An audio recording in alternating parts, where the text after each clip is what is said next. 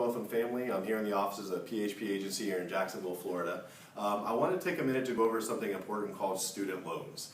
We do a lot of applications and submissions to help people with student loans here every week. And what I want to address is some of the things that we hear as far as why some people say they don't want to address their student loans. Biggest, most common one I hear. I'm on a discretionary payment system, meaning I pay maybe 1% of my discretionary income. Okay, that's the first thing. Now, I understand as a benefit that might seem really cheap, but you're actually spending way more than you think. Okay. Number two, some sort of forbearance program where they're holding you off on your payments or giving you just a basic standardized payment of $5 a month. Okay.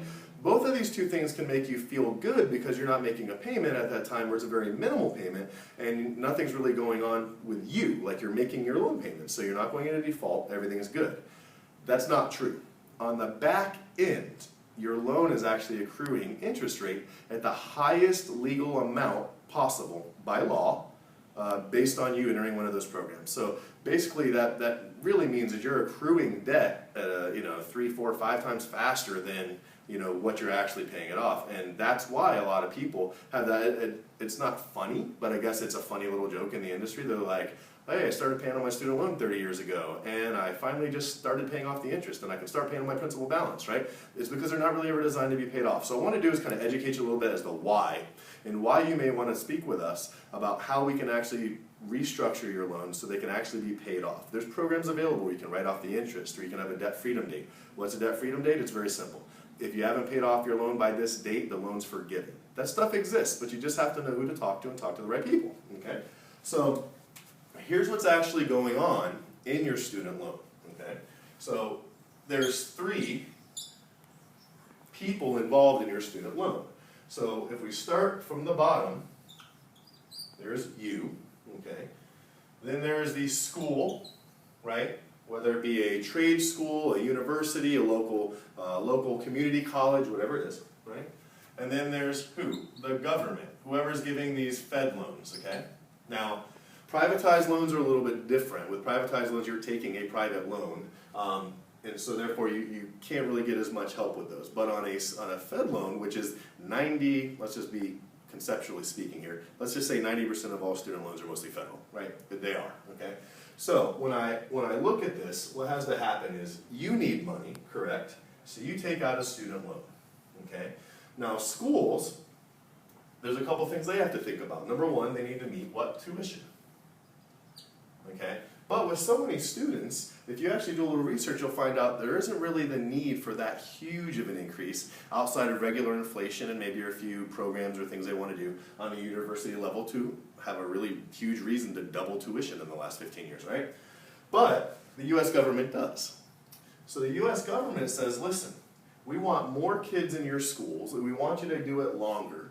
And do whatever you can do. Sell more expensive books. Student loans have become a business. When in history did you find a $500 textbook? That's all I want to ask you about, okay? So they go, well, if we raise textbooks to $500 and we raise tuition, these kids can't afford it. And the U.S. government goes, sure, raise it up as much as you want. We'll just give them the money. And you go, wow, well, that's the going rate for college, the going rate for my education. Your parents say that's the going rate for education. So you take the money. It's free money, you can live off the money, but it's not really free. But in our mind, it's free. So then you give the money to the school. Now, school's making money, you're making money, and the federal government's getting what? All that interest. And as long as tuition and school books and everything continue to increase in price over time, you'll borrow more money, the school will make more money, and the government will get more interest. So, is there any reason why they should break the system?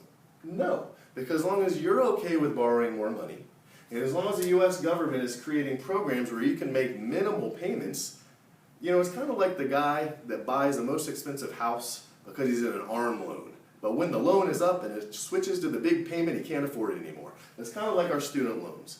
We are financing a future we can't afford for a job our kids aren't getting, for tuition that's well, way more than it should be, just so the government can make a bunch of money. How you want to view that's up to you, but I would highly suggest you get with a professional, you learn more about this stuff, and you figure out how to get those student loans paid off. There's great programs out there, but there's like 2 good ones for every 10,000 bad ones. So educate yourself, get with a professional, and take the time to figure out a proper solution for you. That's my message for the day. Save that interest money and put it in your own account where it belongs. Have a great day.